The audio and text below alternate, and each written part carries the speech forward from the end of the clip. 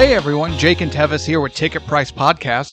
Just jumping in to let you know we're on Patreon. We finally did it. It took us longer than we thought. We're not very smart. But if you enjoy the show, check us out. $3 subscription cost. Can't beat that. With it, you're going to get early access to our episodes. You're going to get bonus content, as well as our community forum. Laugh, joke about the show, tell us how bad we are, share your favorite moments, but most importantly, give us recommendations for movies you want to hear us talk about.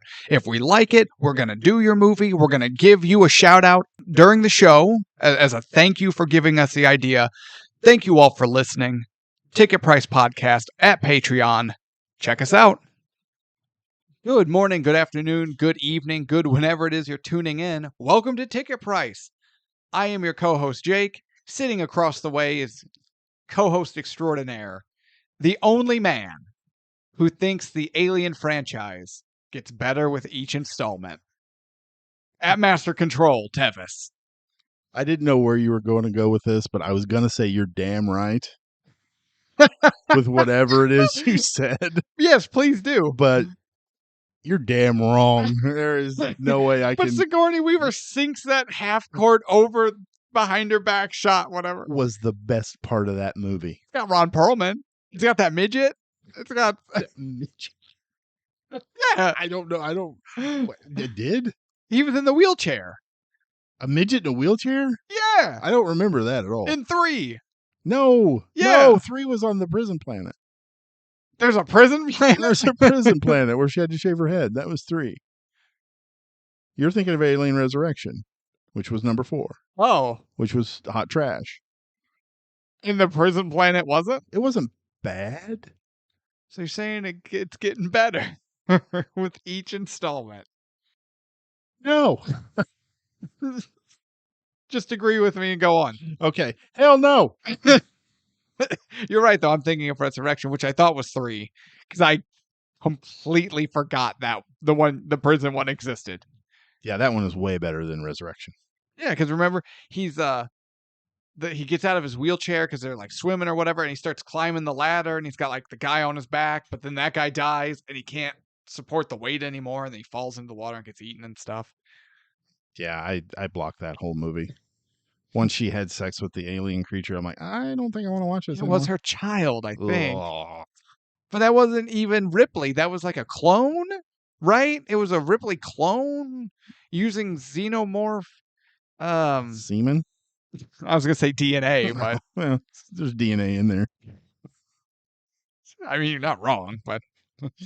Hey, welcome to Ticket Price. We are not talking about the Alien movie today. No, we're talking episode 11. We're actually talking about Young Guns. Man, can we just edit out like most of what just happened? Like legitimately, can we just... No. Master Control, everyone. Yeah. Tevis. And I am in control. The only thing you can control in your life. Not even my bladder. Man, can I just keep putting off talking about Young Guns? Why? All right. The 1988 film. What movie are we doing today? We're doing Young Guns. Oh my God. From Bang 19... Bang. Cactus Jack. Bang bang. Our wrestling fans, our wrestling bingo card. Rumor has it you killed a man, Billy. Billy. We're not even there yet. Let me get through this introduction. I don't... What are we, like 10 minutes in? And nobody knows what the show is or what we're doing? Hey, I gave an introduction. We're doing Young Guns from 1988, written by John Fusco and directed by Christopher Kane, starring an all-star cast of youngins. Do you know what movies Christopher Kane has directed? No, I don't know people. You know this. Before this movie, okay, he did the James Belushi, Louis Gossett Jr. movie, The Principal. Never heard of it. I watched it one time a long time ago. It was decent. But then he did, after this, was Pure Country with George Strait. Nope, got nothing. The Next Karate Kid with, who's the $1 Million Baby actress? Oh. Gwen Stefani? I don't know. No. Yes, Gwen Yeah. Stefani was a $1 million Anyway, baby. and then the highlight of this man's career, The crowning jewel, one might say. the freaking star on top of the Christmas tree, was Gone Fishing with Danny Glover and Joe Pesci. No, I've not Oh. heard of any of these movies. All of them are hot garbage. Well, good. So his track record remains unblemished. You shut your whore mouth. Have I mentioned this movie came out in 1988? Where are we? No, an all-star, actually kind of a stacked cast of youngins. It was, yeah. The big ones I wrote down: Emilio Estevez, Kiefer Sutherland, Charlie Sheen, and Lou Diamond Phillips. Yeah, that's probably about the top ones you need. Yeah. Although, what's his name? You- Delmont Mulvaney or whatever. He went on to do a couple of good movies, but nothing. Even if we don't replace the name, we could just bump off Charlie Sheen's name, and it wouldn't matter. That's true. Billy, True. Oh, I heard you took my name off the list, Billy. so he's so terrible. Okay, of this list, Kiefer Sutherland's the best, right? I feel like Kiefer. On the list you just said. Yeah. Oh, yeah. As Okay. far as acting wise, Yeah. yeah, or just a person. Well, I don't know any of. I Well, don't other either. than Charlie Sheen's, but that was a handful of I years was gonna ago. His say. Tiger Blood insanity. Yeah. Did he? I don't even know. I'm not going to go into the. It's not even worth rehashing. No. Yeah. As far as actors go, yeah. Kiefer Sutherland's the best. I like Emilio Estevez, but like Emilio Estevez is really good too. Kiefer. Yeah. Terrible name. Sorry, Keith. Kiefer is an awesome name. This is coming from a guy named Tevis. Bro, I'm sorry. You have a bad name. I do have a bad name. You want to change it to Keith? Ah. You'd be the big Keith. I would take Queef over Tevis. There it is. We got there. You know what? I know he got like a lot of popularity and mainstream attention during like 24's run. The show 24. You know, Kiefer Sutherland, Jack Bauer. Yes. You're looking at me just blank face like you have absolutely no idea what I'm talking about. I was waiting for you to finish your thought. Oh, that's going to take a long time. But no, I know he got a lot of fame, during that period for that show, but I still feel like as a whole, he's in my list of underrated actors. Oh, I don't think he gets enough credit that he really does deserve. Not for his movie roles. No, he's definitely underrated as far as movie roles go. But yeah, TV, he's top notch. So, you know what, Mr. Sutherland? You and your father are all stars here. We love you both. If you would like to join us someday, let us know. We would love to have you. On the pod. Or for dinner. Physically. We would love to have you Yes. physically. Okay.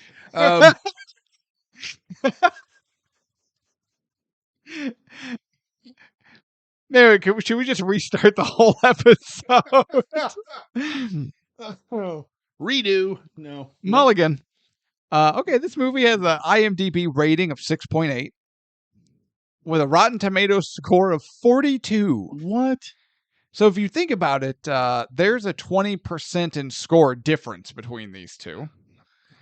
I disagree with Rotten Tomatoes. 6.8 seems the sixes I would say is fair. 42 seems a little low. Very low. Made with a budget of 13 million estimate and a worldwide gross of 45.6. It made its money back. And it spawned a sequel. Yes, it did. Which we may get to at some point. And I hear they're doing a third. How? I don't know. Because Billy the Kid We gets don't shot know. by Pat Garrett at the Have end you of ever this. seen? Have you seen the second one? Yes. Then you don't know if that is in fact true. Right, but then we think that the very old man doing the interview might be Billy. And it's Right. kind of alluded to that it is. But whatever the case is, he either is in fact dead or is very old. What the hell is the third one? I don't know. But I read that and I was kind of excited. I was like, yeah, I'm ready to. So I think the second one is a very good film too. Yeah, I would agree. But it doesn't need a third. There's no third. Billy the Kid got shot and You died. didn't see it. Nobody saw it. Well, then he grew as an old man under a different identity and never got into trouble again. And that's boring. Yeah, this is Hollywood. They can do whatever they want. Oh, I hate everyone. This movie got one win, one award win, and 2 nominations. They are I'd never heard of any of it, so I didn't write it down. Okay. Nothing overly important. Did Review it- time. Didn't win an Oscar No. No. for best accent. Yeah, eat it, Gary Oldman. There's a new king of the voice in town. His name is Charles Sheen. I'm going to write that on the board. The Charlie Sheen Award for Best Voice or Accent. Yes. Do it. Yeah, that's board worthy. Let's go. That's on it, 100% board worthy. Oh, and if you don't know what we're talking about, we'll get there. So review time. I broke it up a little bit. We're actually not going to visit our friends at ebert.com. Oh, Although in 88 it actually would have it been was Ebert. Roger Ebert, Yeah, so it would have been Ebert. we should have. Well, I didn't. The Guardian said this movie is good, solid, brainless fun, though not historically accurate. Do you watch these movies for historical accuracy, though? Sometimes. Why? Guess it depends on the film, It's called a documentary. which I also wildly enjoy well-done documentaries. I do too, but I don't go into movies like this going, "Oh my God, that's not the correct handgun that they used back in the blah, blah, blah, blah, blah." Because that was one of the things I read on IMDb was the goofs, you know. Oh, the goof section? Yeah, and they're like, "Oh, well, this handgun that they use in the opening of the movie was made in 1898, and the film was supposed to take place in 1878." I'm like, "Who the fuck cares?" You're getting Oh, about it's just so stupid. Just so stupid. This is the most emotion you've ever given to the show. The LA Times, not New York, we're going to the other coast. LA Times said, to say Young Guns is one of the best westerns of the 80s doesn't mean much, as westerns have been in the decline since 78. But it does hint at the movie's surprising vitality and violent impetuosity. I will have to look up what that word means. I have no doubt. So, history with this movie. When I was younger, my mom and my dad would both periodically throughout the week would go to the video store. Mm-hmm. And our video store was Casey's. Casey's rented videos. Okay, the at gas time. station. Yeah, the gas station. Okay, Yeah. I had no idea. Yeah. They brought Young Guns home. I was like, "Oh, a Western? Are you kidding?" I hated Westerns. Man, kids are stupid. My dad loved them. And I was like, Man, kids are stupid. Yeah, I agree. But no, I watched it, freaking loved it. And I've been a Western fan ever since. We'd only rented it the one time, but I caught Young Guns 2 on HBO or something like that and recorded it. And I wore the shit out of that VHS tape. Nerd. But I always, every time Young Guns would come on HBO, I was like, "Oh my God, this is the original." I haven't, but I never seemed to have a tape ready to record it, so I never get to watch it over and over and over again like I did number 2. Man, you're old. I know. You're talking about I know. recording VHSs off the I had to TV. take the tape and put it over the little hole on the VHS Yeah. to so it would record. Yep. So I guess my history of this movie, I remember in my younger days when William Bonney rode into town, and I was working the dry goods, and I was stocking the apples. He got into a dispute with a gentleman over a horse, you see. Of course. And he did end up shooting that man A horse down. is a horse. The horse is a horse. Of course. So stupid. And that is our Mr. Ed reference of the day.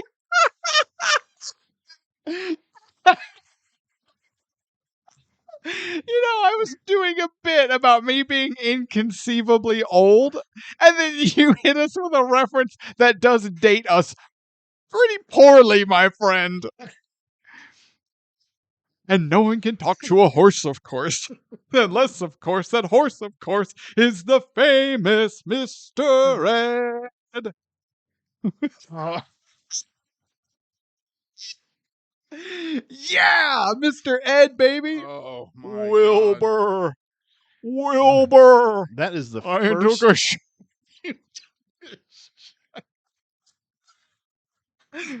Did I put off talking about young? Oh my God. Man, okay, that covers. We've gone down a rabbit hole. Bingo cards out, folks. We've gone down a rabbit hole. We've made impossibly old references. We had a bad impression. And Tevis can't breathe. His heart hurts. Boom! Someone's got to have bingo out there. Let us know in the for our Patreon listeners. Hit us up in the comments. Let me know who got bingo first. My history of this movie, like I think everyone's introduction to westerns is, as a kid, I wasn't a Western person, but my dad was. And this was one of the ones he was like, "Oh no, we got to watch Young Guns. It's classic. It's great." And we watched Young Guns. And I remember enjoying it, and I've watched it multiple times throughout my life. Never this critically. And that's ruined some things for me. That definitely ruined some things. But no, this is just a movie that's just kind of always just kind of been in the background, especially with Westerns, But no, this was one that I think it's a rite of passage. Every young man is introduced to Westerns by their father. That is just since the dawn of time. Cavemen would bring home movies and they'd be like, "This is On VHS. on VHS, Betamax." And they're like, this is a Western, and their cave son would be like, "Ugh." and they would, watch a Western together. You laughed way too hard at that joke, by the way. It wasn't so much the joke, just the look on your face. Well, you have to sell the bit. Yeah.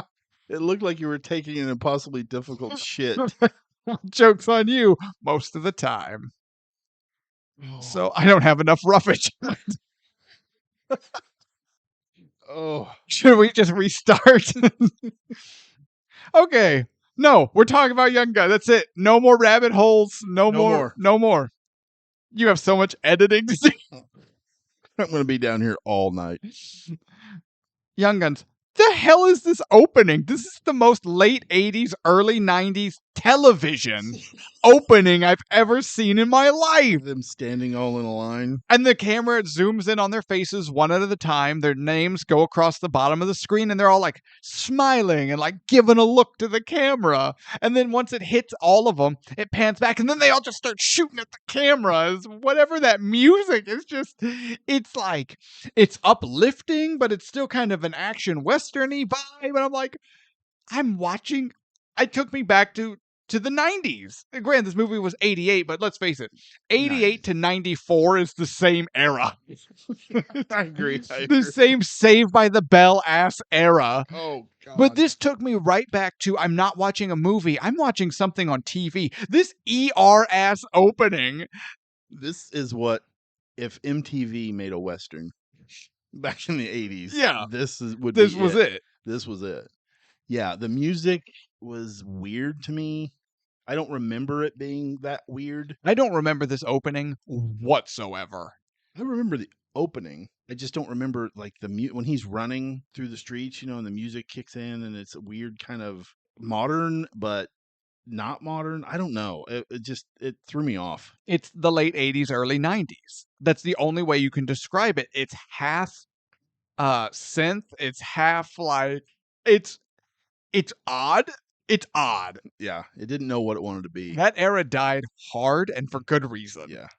And for those of you who don't know what, I can't, you have to watch a clip of it on YouTube, watch the movie, however you want to find it. The music is odd and it's out of place. And this opening is so cheesy and it's so low budget television show. It's like season 1 of like ER or something of that, it's like MacGyver, right? And you're just like, what am I watching? Yeah. This is supposed to be a movie. And the exposure that they have on it where they're all like washed out. I legitimately thought something had happened to my TV the streaming service I was watching it. I thought something had screwed up. Yeah. The exposure is so out there. And I'm like, what is this? Once I figured out that, no, this was a stylistic choice. It was just me going, what is this? I don't remember this at all. I imagine myself having to grab the bunny ears on the TV to bring in the And signal wrestle. better. I'm like, oh, dang it. This is not almost there. Oh, there we And, are. and Bring me the aluminum foil. you gotta make them longer. Yeah. Of course, when I was a child, it was an actual bunny on the, because That was the Playboy channel. no, the rabbit ears was an actual rabbit on top of the television set. See, we used animals for all of our appliances. You see, The Flintstones? yes, that's been Oh. this bit this whole time. Modern Stone Age podcaster. That's terrible. I'm gonna do my own solo podcast. It's Modern Stone Age podcasting. So, man, Charlie Sheen sucks. We're not there yet. He's not in the movie. But if we're jumping ahead, man, Charlie Sheen sucks. Charlie Sheen is the worst thing about this movie. Oh yeah. Oh, hands down. His accent is terrible. Billy. Billy. Billy. Why'd you kill that man, Billy? Rumor has it you killed a man, Billy. He tries to curse. Oh, I have that in my note. Fargan? That's a Fargan line. You know it. I'm like, what is Fargan? What the holy fuck is the word Fargan? I Googled it because I was like, I don't know what this is. Is that like a... Because Kiefer Sutherland's also, he says it once, but he also drops a Fargan. But are they trying to avoid an R rating? But they already had an R rating. Yeah, for violence. Yeah. Yeah.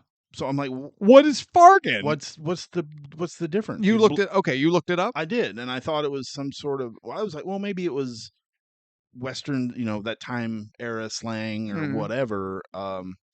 Maybe they were trying to be historically accurate, and like what they did with the gun in the intro, because it's 2 years apart. What the fuck ever. I love how ate up you are about that. It just annoys me, those little gripes. But I couldn't find anything. Oh, so it's just No, Fargan. I typed in Farging or Farging, and it's like, did you mean Fargo? I'm like, no, I meant Nope. Farging. I just couldn't find it. No, I didn't ducking mean that. And then I got scared because I'm like, if I look any harder into this, it's probably going to come up on some porn website, and I don't want to know what farging is in the porn world. I do. I stopped. Coward. I threw my computer out the window. Coward. But yeah, Charlie Sheen. And then like he couldn't ride the horse properly. Because did you notice in the scene where they go after Henry Hill, and he rides that horse out and he's shooting at the guys coming out of that bar? The horse like gets away from him and spins him in circles. Yeah. And I read in IMDb after the gun comment was Charlie Sheen couldn't control the horse. He couldn't ride the horse for shit, and it would constantly get away from him. Yeah. And it showed in that scene, and I was like, oh yeah, I see it right here. Now, real talk. Riding a horse is difficult. No, it's difficult, but you're an actor being paid to do this specific role that requires this. You better learn it. You'd think, if nothing else, he would have just gone and practiced when his brother Emilio did. Yeah. Their brother, just go with your brother and learn to ride this damn horse. Yeah, but I don't know. He threw me out of the whole movie every time I seen him. Oh, as soon as he opened his mouth, it's just like, oh, shut up. Shut your fargan mouth. You know what Fargan reminds me of? Was it a Stargate thing where super nerds, because I was friends with some of them, they wouldn't say the F word, they would just fracking. Oh, I don't know. Oh, that's fracking annoying. I'm like, what the fuck did you just say to me? And they're like, oh no, it's from like Stargate or SG whatever. I'm like, no, don't ever say that around me again. Just if you're going to swear, and if you don't want to swear, don't swear. Don't make up a word. Good golly gosh darn. Nope. Golly jeepers. Yeah. Yeah, no. Just say it. Farging, fracking, friggin'. I hate friggin'. Friggin'. My friggin' nerves. Say it. Just say it. There's a word for what you want to say. Just say it. Have the balls and say it. Just say the word. Yeah, fargan. So they rescue Billy. Billy. We're just gonna keep escalating it. And it's not even gonna be a word. We're just doing bah. Blah. It was like a goat. Blah. That would have been better. Yeah, it was. So they rescue Billy, who did he shoot someone? Is he robbing someone? He's on the run in the town, and that's when he meets John and Kiefer Sutherland's character Doc. Man, I wish I could remember the actor who plays John. What's his name? Because this is his second time on the podcast, meaning he has tied for the Meredith Burton Award for most appearances. What other movie was he in? He was one of the doctors in Rob Zombie's Halloween. No. Am I getting him mixed You're getting up? him mixed up. He was General Zod in Superman 2. Terrence Stamp. Okay. Yeah. Who am I thinking of? That I don't know. Okay. But I know the actor you're thinking of. I can Yeah. see his face. Yeah. But You don't I know. know I've seen him in other movies. I just cannot place him. But no, you are incorrect, sir. Shocking. I don't know anybody. Are you sure? I'm pretty sure. Why don't you get on your Google machine and find out real quick? So they bring Billy back to kind of like a home for wayward boys. John is running his beef ranch. All of his employees are wayward youths that he's kind of taken in. He's educating them. He's teaching them to read. He's teaching them manners and how to be civilized so they can better function as proper young men out in the world, which is kind of cool. And historically, this gets real. Like, this gets pretty rough because John is running his cattle company opposite. Damn it, I just forgot his name. Jack Palance? Huh? Jack Palance? No, the character name. Oh, I don't know the character's name. Right? That's what I'm saying. I just remember the actor because, man, Hurley from City Slickers. I love that actor. He is so awesome. But he never plays a different character. He's also always 1,000 years old. I think when he came out of the womb, it was just blam. He reminds me so much of my grandfather. Okay. Just his look. Yeah. Like, that's what my grandfather looked like. A crap bigger than you. I loved him. But we learned that now we've got rival beef companies going for a government contract. And the rival, he's in deep with political connections, corruption, and he's got his little ring set up where he kind of runs the show. And John is a thorn in his side, and they're not having it. So remember, they're going, and the rival with the sheriff and a posse in tow show up and straight up issue a declaration of war. And everyone's like, yeah, that happened. That's fine. I'm like, no, this dude he didn't threaten to put you out of business. He threatened your life. And everyone's like, it's cool. It's fine. Totally fine. Shelley Duvall levels of fine. Ah, yeah, that guy. I don't know his name. Wait, how did you find a picture of the guy I was thinking of and you don't have his name? Well, I can't pronounce his name. Oh, that's different. That's Udo Kier. I don't know. Okay, yeah. But yeah, as soon as you said that, I knew exactly who you were talking about. But I cannot remember what other movie I know him from. Well, then never mind. Burgess Meredith and Tony Burton remain at the top. Are we just going to make that name like super long No. for every person that gets put on? No, we're not going to keep adding to it. It's not. It's the title of an award, not the winning plates on the Stanley Cup. I'm not just going to engrave every winner's name into it. We so should. Well, hey, you have a lot more free time than I do. I'm not doing that. Which, all right, we figured it out. Now you can get off your phone and contribute to this conversation. Get off your phone. I'm trying to figure out what other movie I know him from. No, he's the senator that was tried for not tried, but he had the vote of no confidence in Phantom Menace. Holy shit! How'd you know? No, I'm just kidding. But I'm right. No, that was Terrence Stamp. What? No, you're effing. You're bargaining with me right now. Terrence Stamp was in Star Wars. No, it was Udo. No, it's not Udo. Udo. I hate this conversation. I hate this movie. This episode is done. Cover photo chairs. Yeah. Terrence Stamp was the one in Phantom Menace. Why can I not distinguish these guys apart? Because you think white guys apparently look alike. Old white British guy. I'm Yeah. like, yep. Well, the other one's German, so. Oh, what? Europe is Europe. I don't care. I learned American history. I didn't learn European history. Europeanian. Do you want to add anything to the shit I've been just going on about without you this whole time? I cannot believe how you just blew past the intro to Dirty Steve. Man, we can't talk about that. We cannot quote that, can we? We're quoting the movie. All right. I want it to come from your voice, not mine. So we're supposed to like these guys. Are we? I think so. I mean, Are they're the we? heroes of the movie. Are they? Yeah, I think so. Okay. But yeah, he yells at Lou Diamond Phillips' Lou Diamond character, Phillips Chavez. Chavez. Now, Chavez is half Native American, half Mexican. Correct. Okay. And he yells at him and Wait, too many pronouns. Who's he? Oh, sorry. Steve. Dirty Steve. Dirty Steve. Dirty Steve. He yells at him, at Chavez, multiple slurs. Yeah, he sure Calls does. him a red ass Mexican greaser.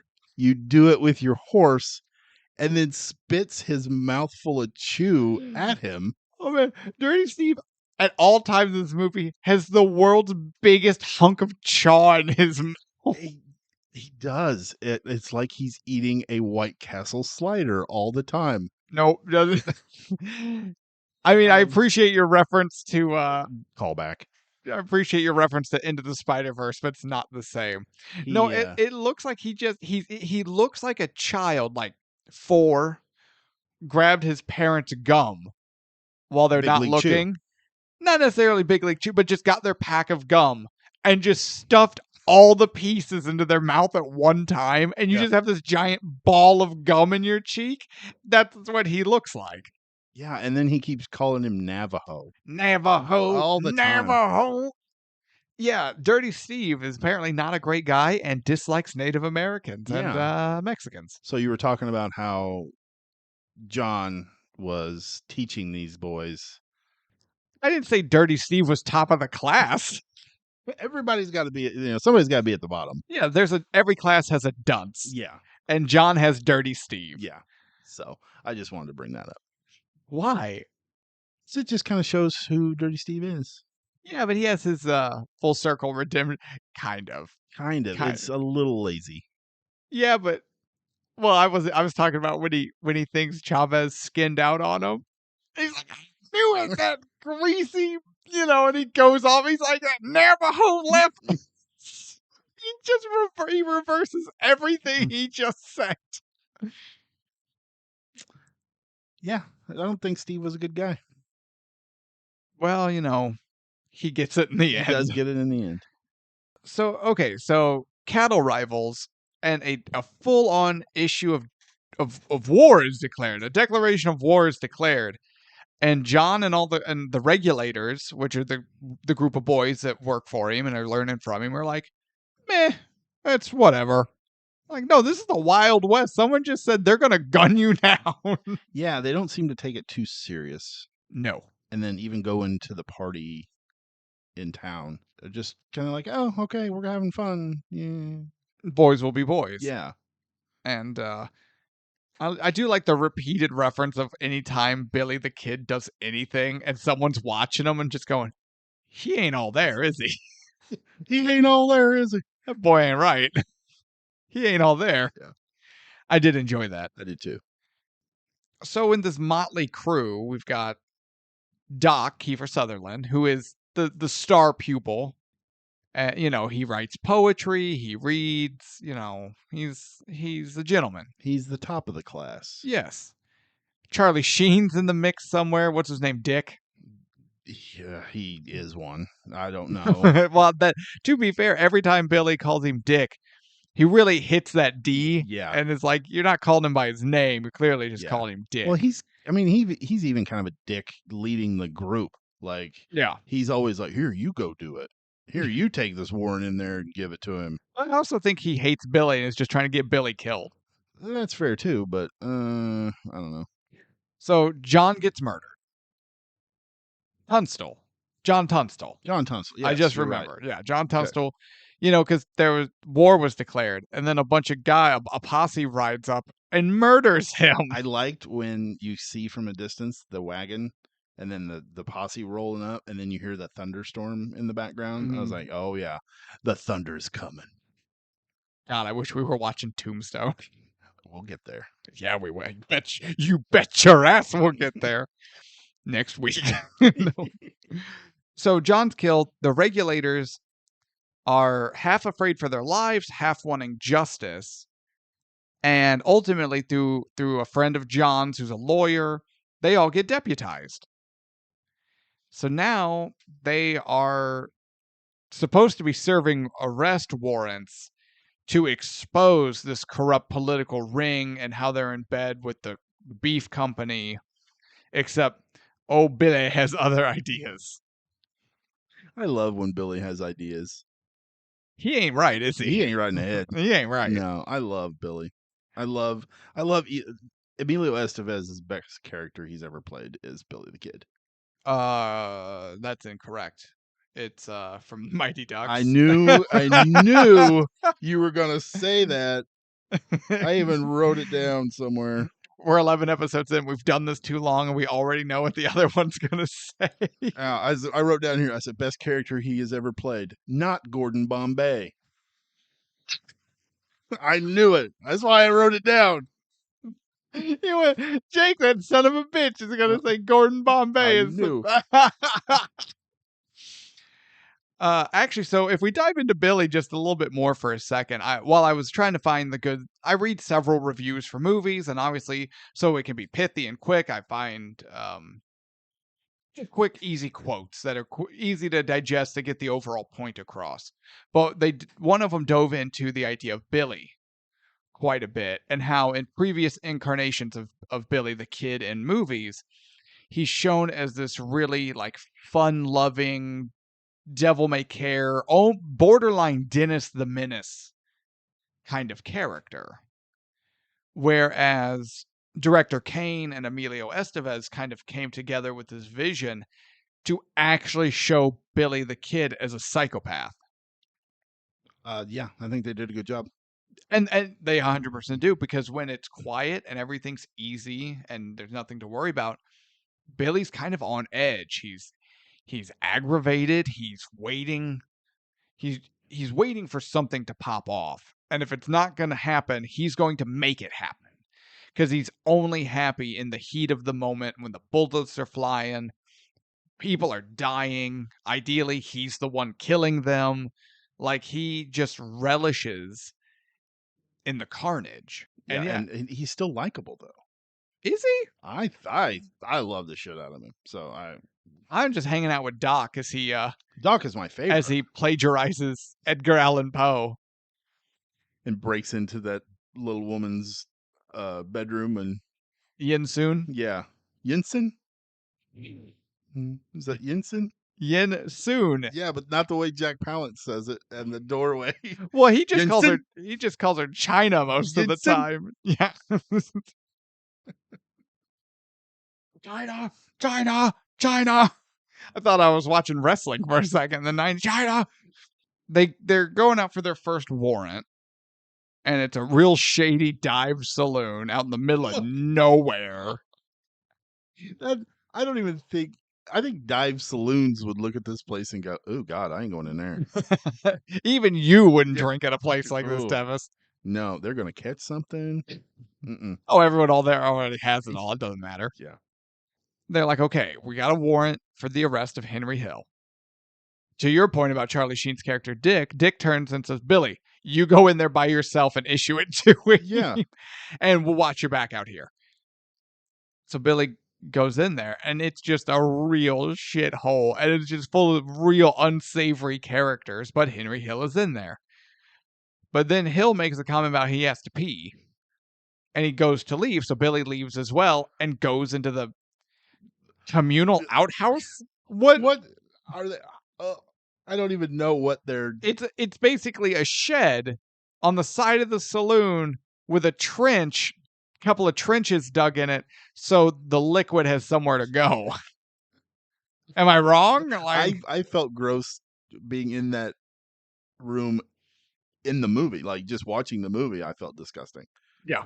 Like, no. That's all right. Billy dives into the stream later, and he's like, "Shit!" Like, yeah, it probably Yep, is. that's what's there. But Henry Hill's speaking. He's like, "Henry Hill," and the guy turns around, and Billy, the kid, just shoots him dead, and is laughing like a psychopath the entire time, and then stuffs the arrest warrant in his mouth. He's like, "Oh yeah, you're under arrest." Yeah, by the way.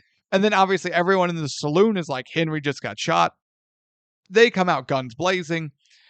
And God, what does Charlie Sheen yell at Billy while guns are firing? Everything's kicking off, and he's just like, "Billy, what's the matter with you? You weren't supposed to smoke nobody." We're the law. What's the law, Billy? We don't do that. We're the law. And that's after he's shooting terribly. Did you watch him shoot that gun? Oh, he didn't shoot anybody. No, but he's like, he would shoot it, but he would like throw it. He would, Oh, like, yeah. throw the gun or the bullets out of the gun. But he's shooting, and his friends are all crossing paths with him. And I'm like, you're gonna shoot Doc in the back of the head, you moron. Well, maybe if he clipped Dirty Steve, do everyone a favor. Yeah, it's fine. It's fine. Poor Dirty Charlie Steve. Sheen. He's so bad. He is so bad. I don't know of anything that he's done that I'm like, that was a good job.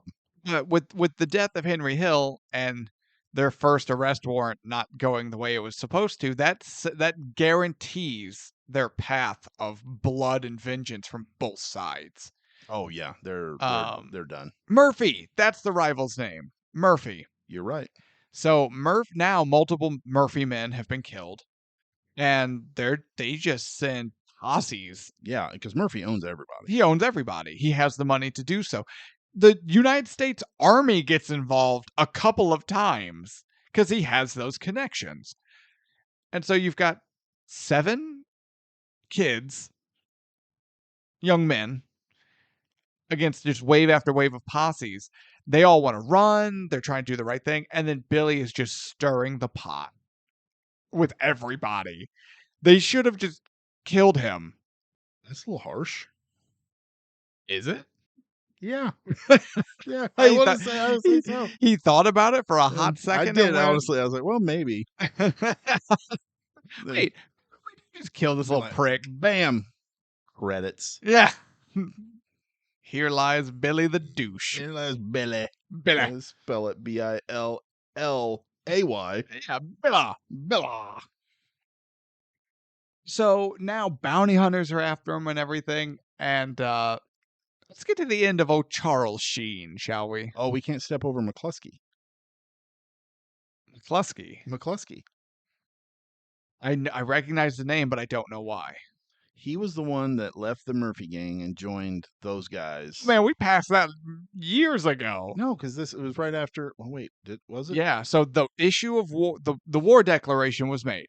Everyone went, "Huh, that's weird. Whatever. We'll just go about our business." Then the next day, yeah, a young man named McCluskey shows up at John Tunstall's door. Yeah, and they're all like, "Oh, okay, this and isn't he's like, weird." "Yeah." They're like, "You work for Murphy?" And he's like, "I used to, and then I called him a fat sow, and I got fired. Can I stay here?" And they're like, "Sure. No, we have no questions about this whatsoever." They should have had questions.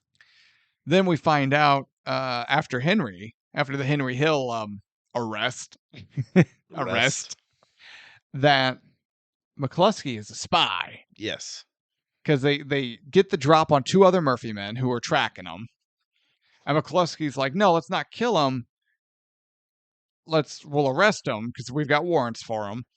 But we don't want to take the path south like we've been talking. We want to go straight into Lincoln because Murphy has an ambush set up on this secluded southern trail."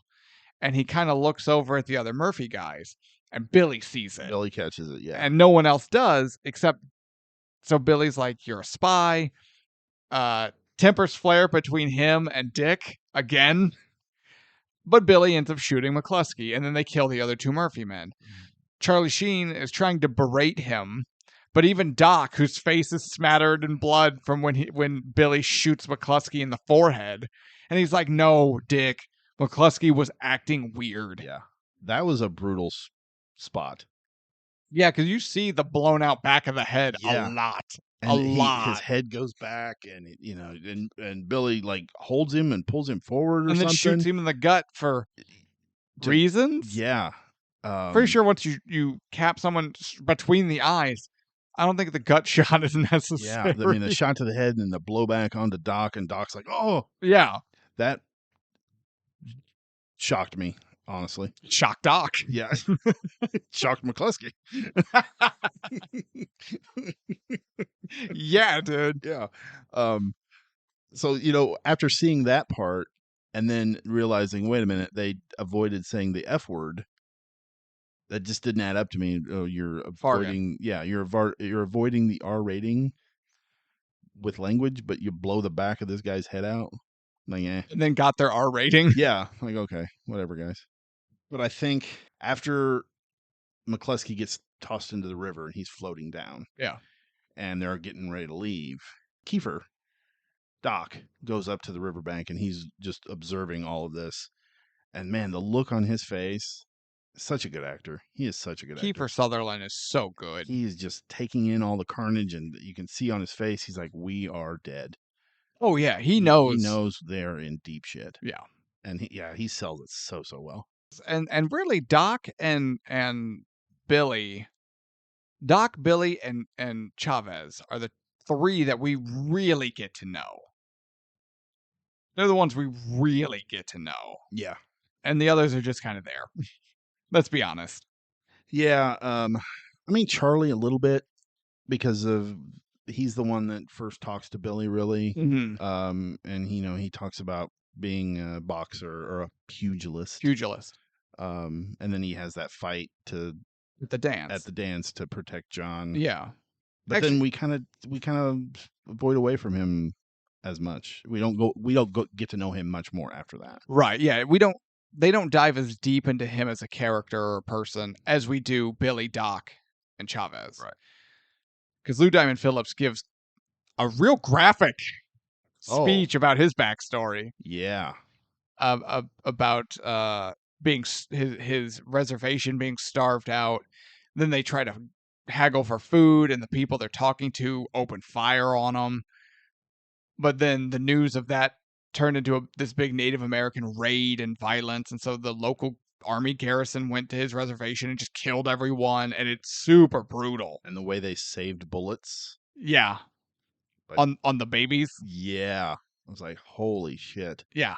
Real brutal. And he does a great job. Diamond Phillips is a good actor. He is a good actor. He is a very good actor. Yeah, he did well. He does very well in this. I think all of them are really good actors, with the exception of Charlie Sheen. As soon as you said, I think they're all really good, I just looked at you because I was like, really? You're like, no. Okay, yeah, with the exception of Charlie Sheen. Yeah, I would agree. Yeah. I don't know what that Charlie guy, the actor-wise, I don't know what else he's been in. He looked familiar, but I don't know why. Yeah, I know his name was supposedly, he was like somewhat an uprising actor in the 80s or whatever, but I couldn't tell you anything he's been in. Can I take a moment to appreciate the pugilist scene at the dance? So the guy shoves John and tries to pick a fight. Charlie intervenes, and he takes his jacket off and does the pugilist stance. Yeah. And boxes this guy. But I want to take a moment to really appreciate this scene and how they do it. Because when you watch, he throws very few punches to that guy's face. And almost predominantly just works the body. He hits him, chest, stomach, kidney. He gets around to the back. He's working both kidneys. He's back. But he throws 2 shots to the face because, pugilism is bare knuckle. Yes. And hitting someone in the face hurts a lot. Not just like obviously getting punched in the face hurts, but like you flatten your knuckles on a guy's jawline, that shit hurts. And so like prize fighters, actual pugilists, very rarely hit anyone in the face because they were saving their hands. Yeah, they didn't want to break. And so it was mostly body shots. And so Charlie pretty much just focusing on the body. I actually really appreciated that. That was a cool little detail. So up that historically inaccurate, guys. Yeah. Accurate pugilism. Although I don't really know if you could work the kidneys. But then again, it's a bare knuckle fight. I don't know what the rules are. I don't even know if there's a ref in that thing. I think you just let two guys go in there and have at each other till one isn't standing. I think that's how it works. I'm okay with that. Me too. But yeah, Charlie whoops that guy's ass. Okay, so we get to the peyote scene. They're making camp, I love this scene. and because we've jumped back and forth, skipping ahead again because a lot of just writing montages, which you would expect for westerns, but they don't really serve a purpose other than it's like all the walking in Lord of the Rings, and you're like, I got it, God. No, it's like, yep, they're on a horse. Charlie Sheen is kind of on a horse. Yeah, he's doing something. But Chavez finds some plants in the snow, and he makes a tea with them that will transport them to the spirit world to give them a vision on how to best proceed forward. And when they're like, what is this? He says, peyote, which then goes into one of the best scenes in the entire movie. After everyone except Charlie Sheen, he's the sober driver. He doesn't because he's like godless heathens, and they all drink this peyote brew and get high out of their minds. Hey, dog, do you see the size of that chicken? Dirty Steve is wildly firing a shotgun at a hallucination of a giant chicken. Love it. Chavez has got it all painted up, war paint on, like standing on a rock, like meditating and doing like Tai Chi or some shit as he's like receiving his vision. Charlie is having the best time. He's just like, this is amazing. He's throwing up everywhere too. Yeah, he's vomiting, but he's having a good time Yeah. doing it. And then Billy Kid's like playing with his pistols, and he just like loses one. It just flips up into the air, and he's like, where'd my gun go? Doc is reciting. Doc, okay, they distort everyone's voice so it's like slow-mo and it's super deep, and he's like, butterflies fly She's my butterfly. to flowers. They don't know why. They just feel it. I'm her butterfly, and she's my flower. It goes on. Even him just rambling on about nothing plays over scenes of other guys being high as he's just like, that's good. Yeah. Poet side kicks in. Then they start riding because Chavez is like, I know the path. And they ride through the Native American reservation where they previously said they couldn't go because that particular tribe was doing really well scalp collecting that year. Yes. But they do anyway, and they're riding through an actual reservation, and you see the Native Americans there. And Chavez is leading the way, and everyone's just looking at him, and they're like saying hi, and like Charlie Sheen Dick is like tipping his hat to people. But then it's like, hey, why aren't they killing us? Because we're in the spirit world, dumbass. They can't see us. And then like Emilio Estevez is looking down and he's like, how's it going? He's on his horse backwards. He's like, yeah, he mounted his horse backwards. He's like, how's it going? We're in the spirit world. This is pretty cool. I could watch that scene again. That's a good scene. That is a really that is good hilarious. Scene. So Buckshot Roberts. Ooh. Yeah. So Bounty Hunter finds them after they've sobered up, thankfully. They're sitting around the dinner table just before he shows up. Yeah, well, they're saying grace and asking forgiveness for their sins. Or I should say, Dick is. Yeah. One of my favorite lines in the whole movie when Billy pulls the gun on Dick and is like, I could have killed you, Dick. I could have killed you. But I don't want to. I want to eat. I want to eat. And then Charlie Sheen still got his gun drawn, and that's when Doc chimes in. He's like, hey, Dick, would you pass the gravy, please? It's so good. Yeah, it's so good. And we were talking on, I don't remember which pod it was, where comedy in a movie can sometimes make it or kill it. I know we had talked about it. We touched on in like the thing how you need that levity to make your tension better. This movie has so much comedy that doesn't feel forced. It feels like it's just the characters being themselves. It's got some that fall flat around though. each other. I can't think of any off the top of my head. I don't know. Dirty Steve. Just Yeah, he's just an asshole. yeah. But like, And Billy gets on my nerves. really? Yeah. I want to punch him in the face. He just I just want to punch him in his face. This movie makes me side with Dick. Wow. You've heard Okay. me. I did. I side with Dick. How's Well- that for a t-shirt? Well, Dick won't be with us much longer. Yeah, Buckshot Roberts. Yeah. So, Bounty Hunter comes. Okay, Charlie gives one of my favorite lines in this movie. Because Dirty Steve comes down, breaks up the dinner, and he's like, "We have one writer coming, very well heeled." And they all get to looking at him, and they're like, "Oh shit, that's Buckshot Roberts." And that's when Billy the Kid is like, "Is he any good?" And Charlie turns and he goes, "He's killed more people than smallpox." That is a phenomenal line. I forgot about that. What Yeah. a great, he's killed more people than smallpox. That's funny. Right before they all go out and they square off with this one old man. Yeah. And he's like, "Well, Billy the Kid is worth 170. The rest of you are worth only worth 110. Some of you other little shits are only worth 110 Yeah, or whatever. but I'll take it."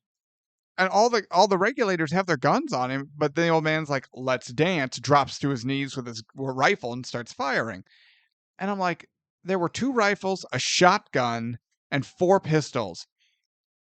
And they all missed this fat old man? Yeah.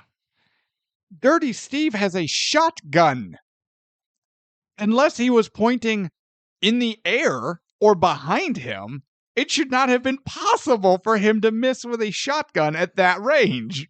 Yeah, that was one of my many nitpicks. I mean, not many. I have a few about this movie. But yeah, there was moments like that where I'm like, you guys are supposed to be like this, especially Billy. Like this super quick draw, super accurate, Loves killing people. and you got this old guy here, and like just bam, you're done. Yeah, so it was when Murphy said he was going to kill John all over again. I'm like, this old man has just told you he has come to collect your bounties. Yeah. And we're still talking? We're not shooting. We're still talking. Yeah. Are you waiting for rules of engagement or something? Like, no. And again, Dirty Steve has a shotgun. Yeah. It should have been, well, Billy Kid's worth 170. Bam. Done. He's a bounty. He's not even a deputy. There's not even like a legal issue here. And they know of him already because Yeah. they said that he's killed more people than smallpox. Just gun him down, Just but they take care of it. all miss, and he retreats into an outhouse as like his cover. Right. And in the process, he wounds Doc and Chavez. So they light up the outhouse, and you hear Roberts like, and like something fall to the floor, and it gets quiet. And everyone's like, "Is he dead?" Now you can. Then, well, Charlie Sheen's character Dick is like, I'm gonna go check. So he creeps up there, and he doesn't see this long ass barrel coming out of the front of the shitter facing him. And he's still like, "Oh, I gotta creep up on this old man. He might not be," and then takes one to the gut. Oh, I thought Or it was like the a heart shot. I thought it was a something. chest shot. And does the worst death scene I've ever seen in my entire life. His head. He looked like one of those wacky waving character things you would see outside of a car dealership. I was just about to say, was he dying or was he trying to point me in the direction of good used cars? I don't know. And he does it for so long. He looks like the bobblehead. And we get 2 or I 3 have. camera angles of it too, don't we? Because you can't look at that more than one look at that shit show. It's terrible. And when he bites it, I'm like, good. Get that guy out of this movie. That is the worst death scene I've ever seen. And then everyone's like, "Oh God, Dick's dead!" And they light up that outhouse. Yeah. And I'm going, where was this fervor 4 minutes ago before Dick died? Yeah. Now, we know they lit up the outhouse once. Robert survived because he killed Dick. They light it up again, and then they all scatter and run. Why not do that anyway? Well, A, they could have done that anyway, and B, we never actually get confirmation if they succeeded in killing Roberts or not. Yeah, no, not Like, at all. there's just as likely a chance that Roberts lived and would have been able to collect the bounty on Dick, except at that time, because the newspapers got the picture wrong, they thought Dick was Billy the Kid. Right. So he probably still left there $170 richer than... Yeah, I totally forgot about that part, but yeah, you're right. Now, odds are they killed him, but I don't know. Yeah, I never understood, like, the minute he goes into that outhouse, just run to your horses, take off, and Or just be gone. shoot at him from anywhere not directly in front of an outhouse. An outhouse has no windows. It has a single door that faces the front. Just go around. Yeah, yeah, go to Just the back. go around. I don't know. That whole scene made no sense to me. So, okay, Dick dies. The band breaks up for a little bit because Doc has to go get his wounds taken care of. Chavez does the same, and he's like, but while they're going, it's Billy, Charlie, Dirty Steve, and they're coming back. And then it cuts to Doc talking to Yin Soon, the young lady he met at the dance, Jensen? and he is the plaything of Murphy. I don't know how to describe this. Oh, her? Yeah. Yeah, she's. Well, you know how he obtained her. So her parents ran a laundry service. Right. They ruined one of his shirts, and he somehow obtained their daughter as repayment for the shirt. And he uses her? Yeah, for company. Yeah. Just, like to read a book with, or, watch a Yeah. nice little fire. And it's totally not shady or disgusting at all. It's No. totally above board. Yeah, it's totally clothed.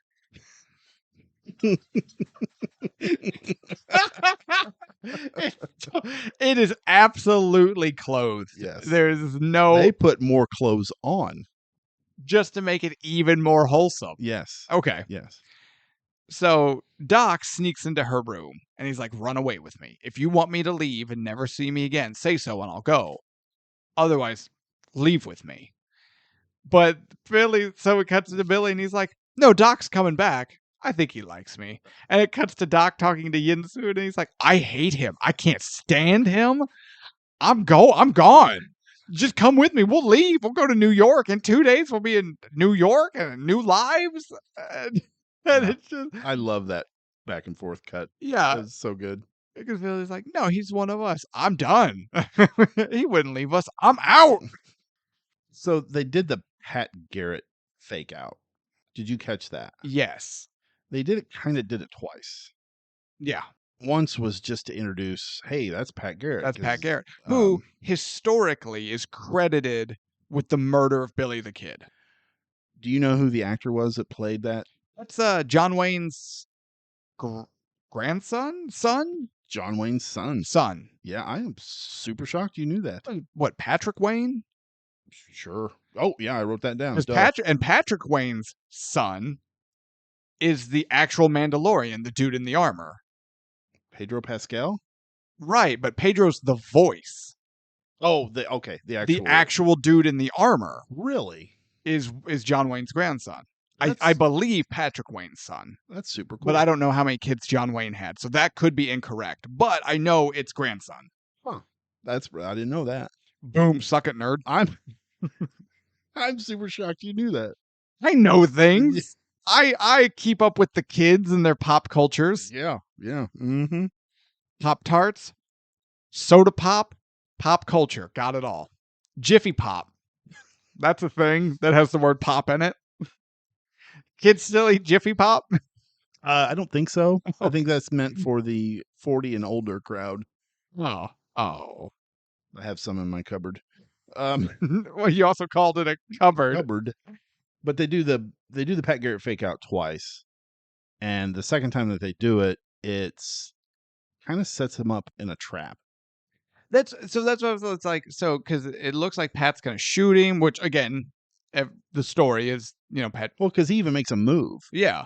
and I'm like, why? But then he's like, "Are you my friend, Pat?" And he's like, "Yes, Billy, I am your friend." And he like leaves, but he gives them information that they need to go to McSween. McSween's house because they're going to kill him and his wife. Right. McSween being the lawyer friend of John, who helped get them deputized originally. And when they get there, and this is at the end of the movie, it's the big final showdown. But we learn that no, that was a trap. Pat Garrett just led his ass into a trap. So they're Why- all there. Why is Billy the kid still Pat Garrett's friend and doesn't shoot him on sight immediately after this? Yeah, because in the sequel, Pat Garrett is part of His Billy's posse. Yeah, they still ride together. Yeah. Yeah. I'm like, I would shoot that son of a bitch. Yeah, shoot him dead immediately. Yeah. Because he set you up.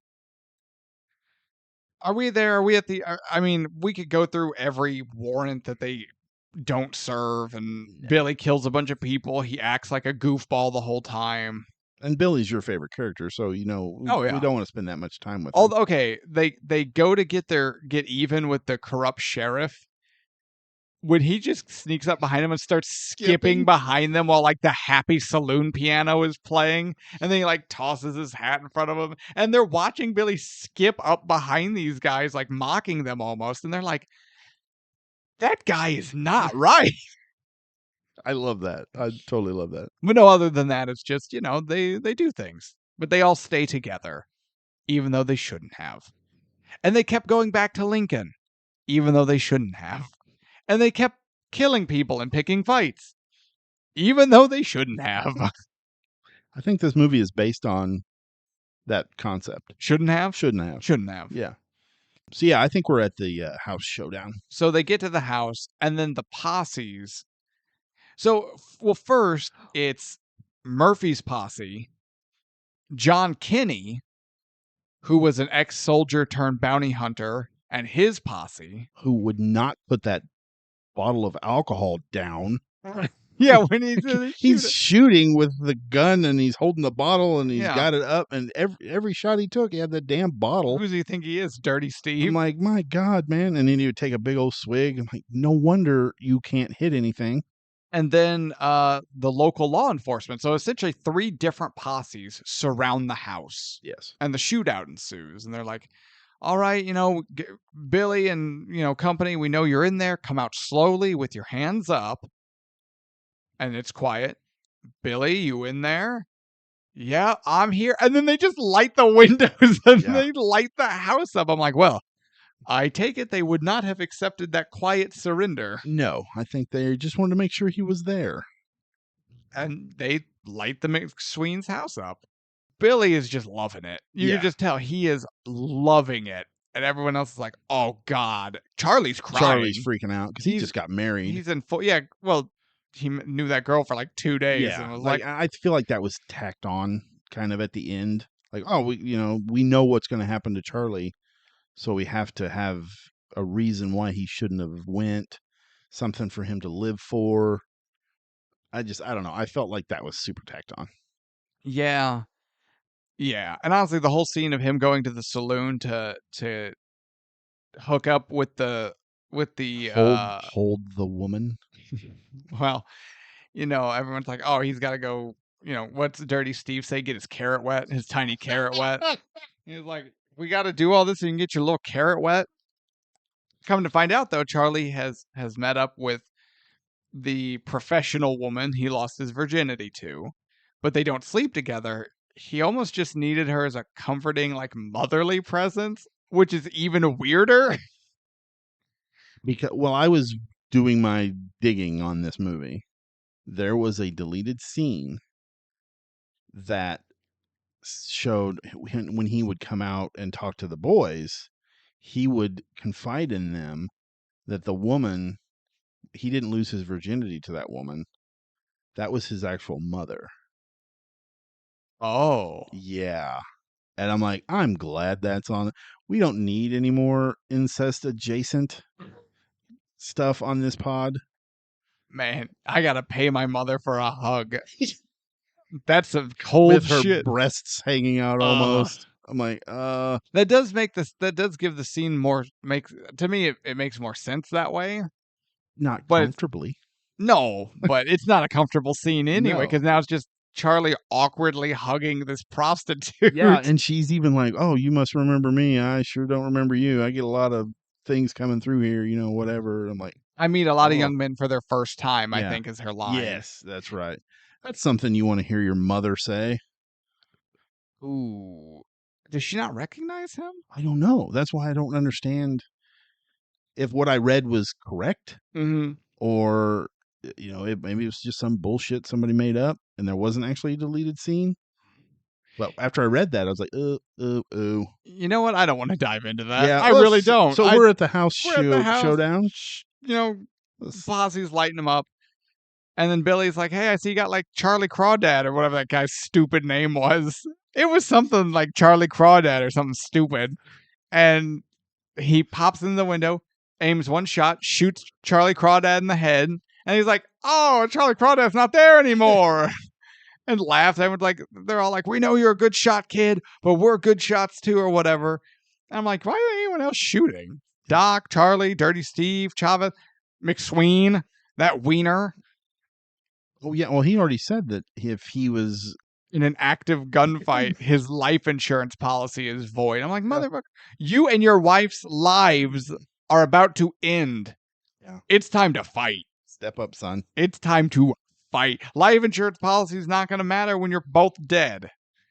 This is true. But no one else is shooting. And then they retreat to the upstairs of the house. The army shows up. So now there's a fourth posse, essentially, because now a small detachment of soldiers show up. Yeah, and I think they use all their ammo, the posses, all their ammo on just shooting the house up. Yeah. Especially when it comes to the end. That's the only thing I can think of as to how it ends the way it does. Yeah. So, well, I got something for the ending because my jaw dropped. Really? Really? Really? I'm just flabbergasted by this choice. So, the regulators and the McSweens are upstairs, and the posses light the house on fire. Yes. Like, there we go. There's no way out. It's going down. Smoke them out. And the regulators are kind of shooting back, but okay, real talk. This is the most one-sided gunfight I've ever seen. Yeah, I feel like Billy's doing all the work.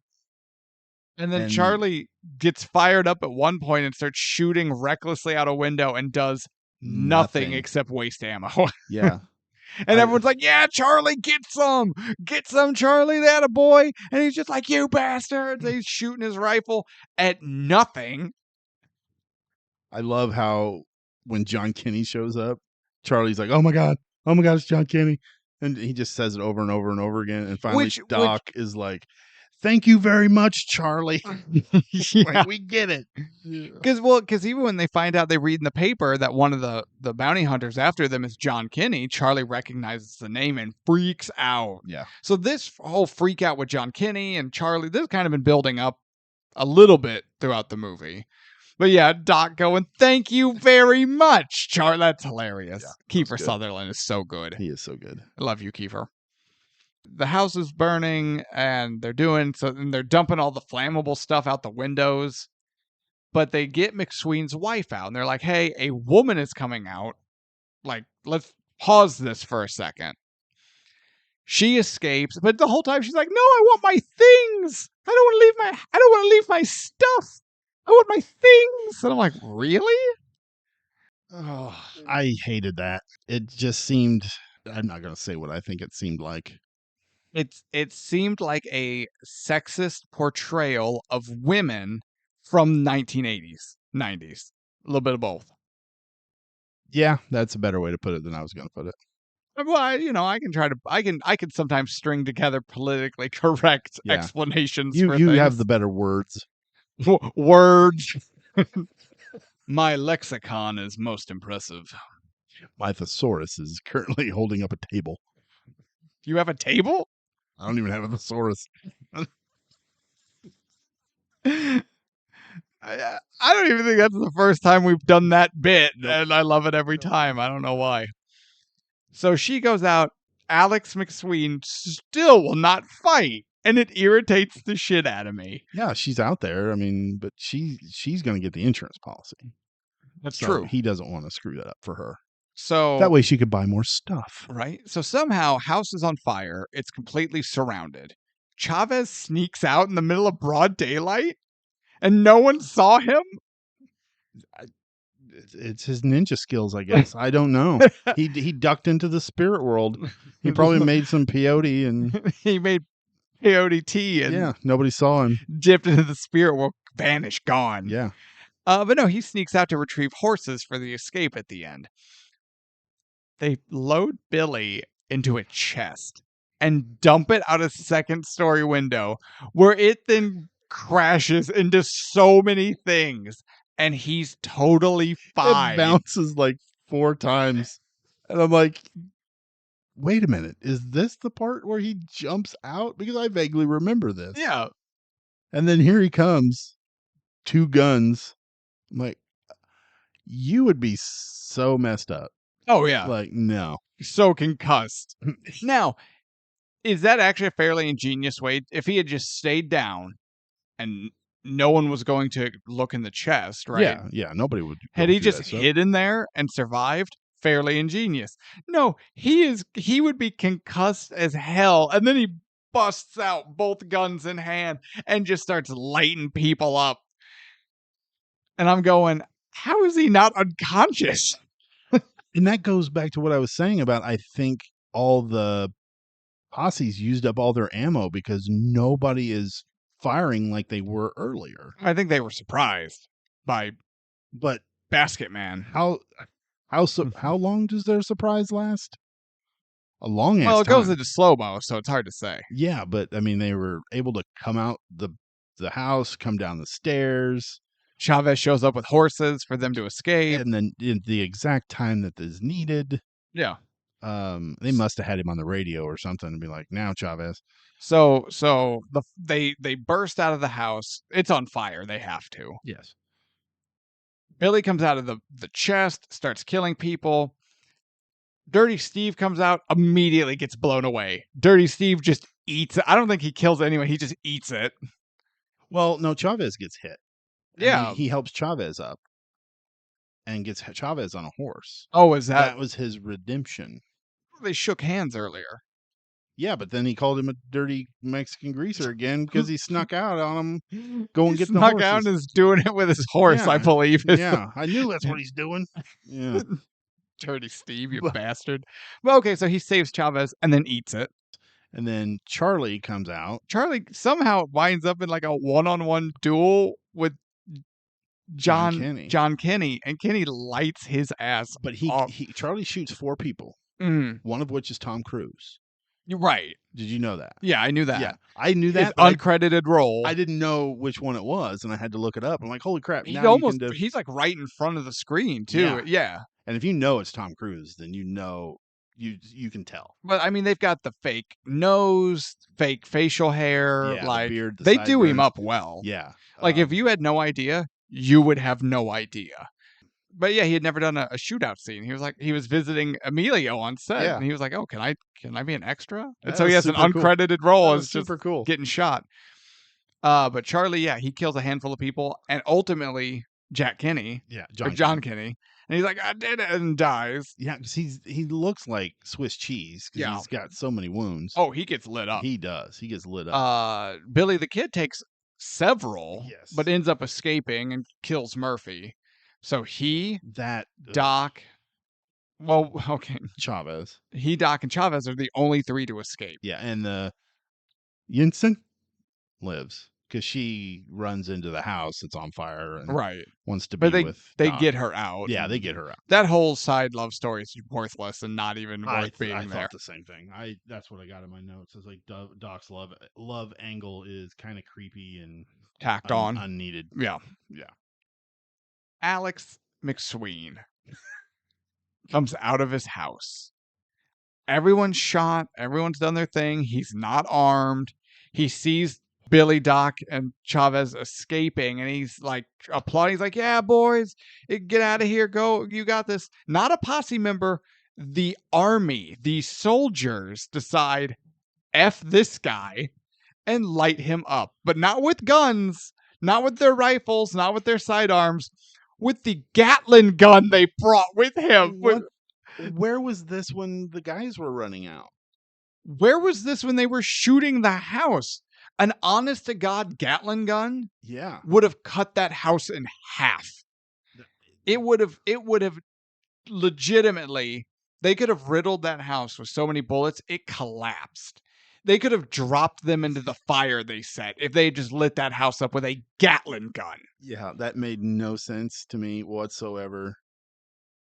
And it's so bad. Trained soldiers fire on an unarmed man. An unarmed civilian who's not doing anything. No warrant for his arrest. No. He has not killed anyone. Nope. And they went, "Oh, there's someone."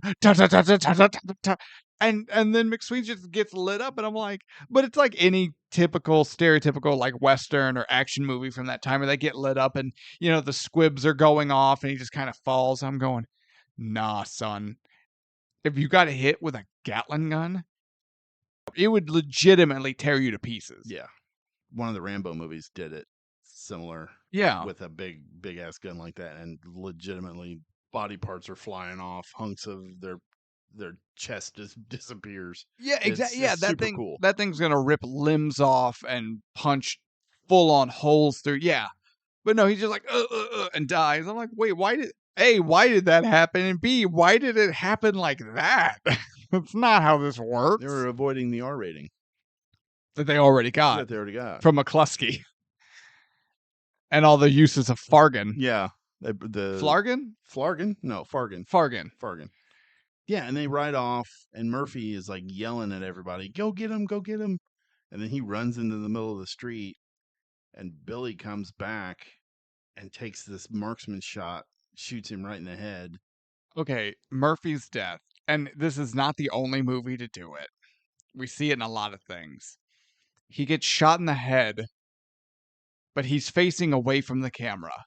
Gets shot in the head and completely spins around, going, "Ah!" With the dumbest look on his face. "Ah!" So we can see the bullet hole in his forehead, and then he falls, Yes. going, "Nope." No. Terrible. Oh, his tongue is like hanging out. Yeah, his like, tongue is more. And then he collapses. I was like, well, that happened too, I guess. And then Billy is like, now it's done. Now it's done. And then rides off. And then we find out right before the credits that, like, you know, Doc and Yin Soon supposedly escaped to the Orient. And Billy ends up staying fairly local, riding with like Pat Garrett and the like. Chavez goes to California and kind of reestablishes his tribe a little bit. And that McSween's wife ends up being one of the most prominent cattle women of the time. Yeah. I don't know. I don't understand that. Well, it's business. Huh? I don't. It's business. I don't know. Maybe it's because Murphy's gone, so she took over his. Well, so she took over Alex, her husband, and John Tunstall's like cattle and beef business. Was Alex them and John partners? I thought Alex was the lawyer. He is the lawyer, but I think they were friends, but basically I got you. But remember, they were like, you know, Alex is taking over John's story. I think at some point he kind of takes over. Okay. But then she takes over. But with Murphy dead and the federal investigation underway, they uncover the corruption in the ring that had been set up, and it collapses. And in the wake of all that, she kind of rises to prominence. And that's Young Guns. I feel like I've not my usual entertaining self about with this episode, because this is one of those movies. I don't love it. I don't hate it. It's just meh. Yeah, after I watched it, I was like, man, this is really fun. I enjoyed this. But going back and revisiting it and talking about it, I'm like, no, this doesn't make sense. That doesn't make sense. And I knew the house portion of it, the house showdown portion of it, Yeah. was going to be a very sore subject as far as enjoyment of the movie, because there's a lot of it in that part that's just dumb. Yeah. It goes long It does go for long. no reason. That house showdown does go long. But to me, this movie falls, especially for the sake of the podcast, but just in general, this movie falls into the quagmire that no piece of entertainment or media wants to be. Because for me, it elicited no emotional response. I don't hate it. I don't love it. It's nothing. It's nothing to me. I didn't, usually in the podcast I get real worked up. Right? I got worked up. Everybody knows. Yeah, well, you got worked up about, well, in 1895 this gun didn't exist, or whatever, whoever that guy is. But no, it's just I didn't feel anything. I remember just kind of watching this movie half being bored. Really? Like, the entertaining parts are entertaining and the funny parts are funny, and then a lot of it is just me sitting there going, I'm still watching it. Like, at least Avatar was long and boring, but I hated it. Like, I hated it. Right? So now at least I can come in spewing my venom, and I'm just like, this movie sucks. I'm just like, just bile everywhere. Yeah, I'm just like Young Guns. Like Charlie getting the peyote out of his system, spewing bile everywhere. No, this movie, I'm just like, yep, it's a movie. Okay. So what's your final thought? It's a movie. It's not good. It's not bad. It's just nothing. It makes me feel nothing. Like the medication my doctor tells me will balance my mental issues. It makes me feel nothing. So is it worth the ticket price? Well, for me it was, because I watched it with ads on the streaming service for free. So if you can watch it for free and you've never seen it before, sure. But I honestly, in good conscience, can't direct anyone to go out of their way to watch Young Guns. I can't do it. What about you? I remember watching it and liking it when I was younger. I own it. But when I watched it through the lens that is this podcast, it's not overrated. It's not underrated. It's just there. It's a movie. It's a movie. God. I don't think it's worth it. Probably not. Like I said, it was. I can say it was worth it because I watched it for free with ads. It's No, Young Guns isn't worth it. for the ticket price. It is not worth the ticket price. I'm sorry, Kiefer. It's not Kiefer's fault. He gives a great job. No, and like we said, like everybody with the exception of Charlie Sheen is Billy. good. It's just the bad outweighs the good. Mm-hmm. And the bad is real bad. And the good is good, just not good enough to overlook the bad. See, I don't even know if the bad is real bad. The bad is just bad. Like, I wish that either this movie was a lot better or a lot worse, so it would actually elicit an emotional response from me. That's fair. I am, for me, Young Guns is that one place no piece of entertainment or media wants to be. It causes apathy. I do not care about this movie, one way or the other. I don't love it. I don't hate it. It's nothing. I'm not going to applaud it. I'm not going to boo it. It's nothing. If this movie was a lot better, I could get worked up and be like, I love this movie, and this is great, and that is great. And Miles Morales does this, and then The Thing does that, and all these things I love. Or if it was really, really terrible, I could be like, Jake Sully wants legs.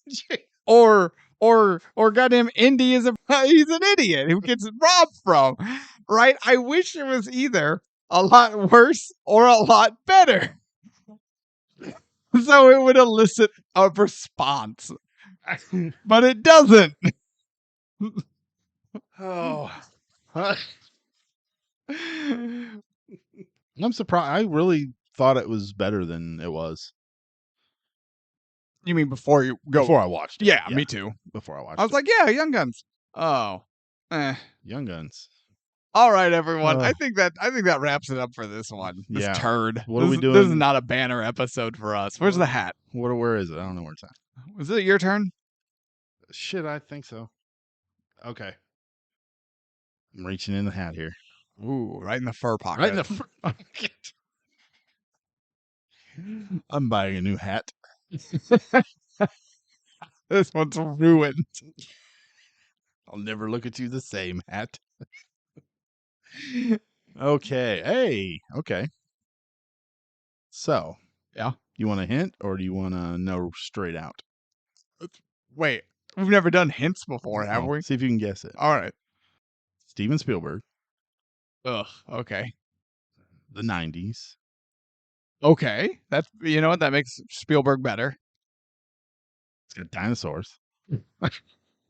Wait. Oh my God. Saving Private Ryan. Yes. Tom Sizemore is kind of a dinosaur. Oh, poor Tom. Yeah, so we're doing Jurassic Park now. Yeah. All right. Yeah. Finally, a movie I can get into. Yes. I'm excited for that. If Although, I don't know. We'll see. We'll see. I was about to say, if this podcast makes me hate Jurassic Park, I'm going to be so upset. But at least that'll give me something to talk about. That's true. More That's than true. Young Guns did. Yeah. It's a movie. It was Young Guns. All right, everyone. Sorry for this lackluster episode because it was a lackluster movie. Very much. But not enough to hate it.